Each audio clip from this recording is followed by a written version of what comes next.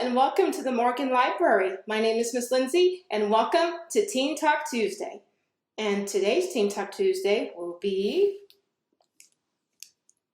Eleanor and Park by Rowell, one of my favorite authors. Eleanor and Park. Let's see what this is about.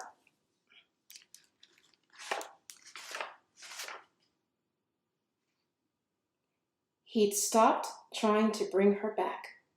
She only came back when she felt like it, in dreams and lies and broken down deja vu. Like he'd be driving to work and he'd see a girl with red hair standing on the corner, and he'd swear for half a choking moment that it was her. Then he'd see that the girl's hair was more blonde than red, and that she was holding a cigarette and wearing a Sex Pistols t-shirt. Eleanor hated the Sex Pistols. Eleanor. Standing behind him until he turned his head, lying next to him just before he woke up, making everyone else seem drabber and flatter and never good enough. Eleanor ruining everything. Eleanor gone. He'd stopped trying to bring her back. August 1986. Chapter 1. Park. XTC was no good for drowning out the morons at the back of the bus. Park pressed his headphones into his ears. Tomorrow he was going to bring Skinny Puppy or the Misfits. Or maybe he'd make a special bus tape with as much screaming and wailing on it as possible. He could get back to New Wave in November, after he got his driver's license. His parents had already said Park could have his mom's Impala, and he'd been saving up for a new tape deck. Once he started driving to school, he could listen to whatever he wanted, or nothing at all. And he'd get to sleep in an extra 20 minutes. "That doesn't exist!" someone shouted from behind. "It absolutely does," Steve shouted back. "Drunken monkey style, man. It's a real thing. You can kill somebody with it." "You're so full of crap." "You are full of crap," Steve said. "Park! Hey, Park!" Park heard him, but didn't answer.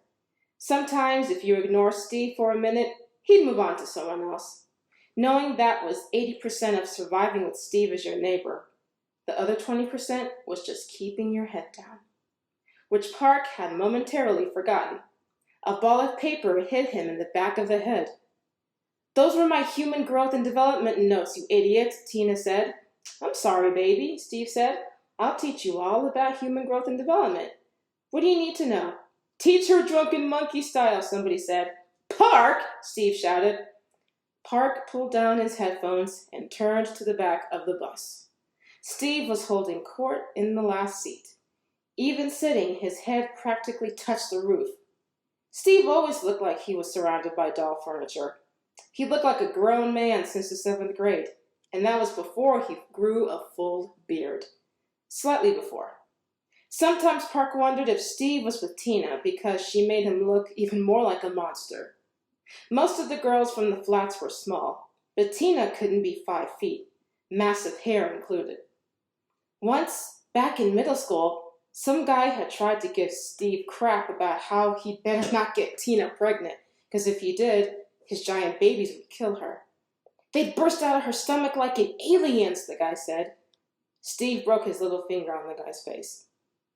When Park's dad heard, he'd said, "Somebody needs to teach that Murphy kid how to make a fist," but Park hoped nobody would. The guy who Steve hit couldn't open his eyes for a week. Park tossed Tina her balled-up homework. She caught it. "Park," Steve said, "tell Mikey about drunken monkey karate." "I don't know anything about it," Park suggested. "But it exists, right?" "I guess I've heard of it."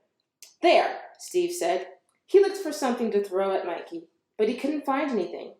He pointed instead. "I told you so." "What the heck does Sheridan know about kung fu?" Mikey said. "Are you an idiot?" Steve said. "His mom is Chinese." Mikey looked at Park carefully. Park smiled and narrowed his eyes. "Yeah, I guess I see it, Mikey said. I always thought you were Mexican. Come on, Mikey, Steve said. You're such a racist. He's not Chinese, Tina said. She's not Chinese, Tina said. She's Korean. Who is Steve said. Park's mom. Park's mom had been cutting Tina's hair since grade school. They both had the exact same hairstyle. Long spiral perms with tall feathered bangs. She's really hot is what she is, Steve said, cracking himself up. No offense, Park. Park managed another smile and slunk back into his seat, putting his headphones back on and cranking up the volume. He could still hear Steve and Mikey 4 seats behind him.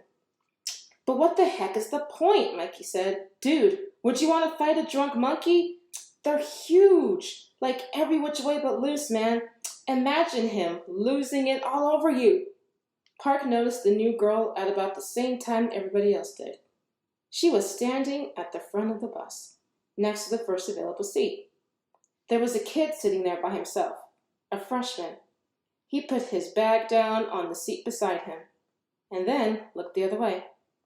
Out down the aisle, anyone who was sitting alone moved to the edge of their seats. Park heard Tina snicker. She lived for this stuff. The new girl took a deep breath and stepped farther down the aisle. Nobody would look at her. Park tried not to, but it was kind of a train wreck eclipse situation. The girl just looked like exactly the sort of person this would happen to. Not just new, but big and awkward, with crazy hair, bright red on top of curly. And she was dressed like she wanted people to look at her. Or maybe like she didn't get what a mess she was. She had on a plaid shirt, a man's shirt, with half a dozen weird necklaces hanging around her neck and scarves wrapped around her wrists. She reminded Park of a scarecrow or one of the trouble dolls his mom kept on the dresser. Like something that wouldn't survive in the wild. The bus stopped again, and a bunch more kids got on. They pushed past the girl, knocking into her, and dropped into their own seats. That was the thing. Everybody on the bus already had a seat. They'd all claimed one on the first day of school. People like Park, who were lucky enough to have a whole seat to themselves, weren't going to give that up now, especially not for someone like her. Park looked back up at the girl. She was just standing there. "Hey, you!" the bus driver yelled. "Sit down!" The girl started moving toward the back of the bus, right into the belly of the beast. God, Park thought, stop, turn around. He could feel Steve and Mikey licking their chops as she got closer. He tried again to look away. But the girl spotted an empty seat just across from Park. Her face lit with relief, and she hurried toward it. "Hey," Tina said sharply. The girl kept moving. "Hey, bozo," Tina said. Steve started laughing. His friends fell in a few seconds behind him. "You can't sit there," Tina said. "That's Michaela's seat." The girl stopped and looked up at Tina, then looked back at the empty seat. "Sit down," the driver bellowed from the front. "I have to sit somewhere," the girl said to Tina in a firm, calm voice. "Not my problem," Tina snapped. The bus lurched, and the girl rocked back to keep from falling. Park tried to turn the volume up on his Walkman, but it was already all the way up. He looked back at the girl. It looked like she started to cry. Before he even decided what to do, Park scooted toward the window.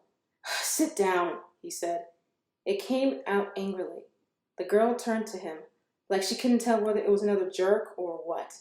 "Come on," Park said softly, nodding to the seat next to him. "Just sit down." The girl sat down. She didn't say anything.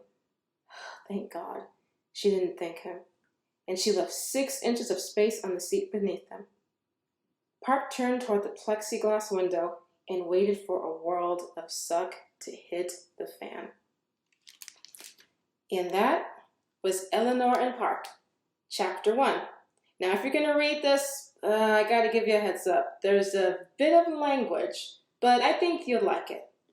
Well, thank you very much for joining me today, and I will see you next time. Bye-bye.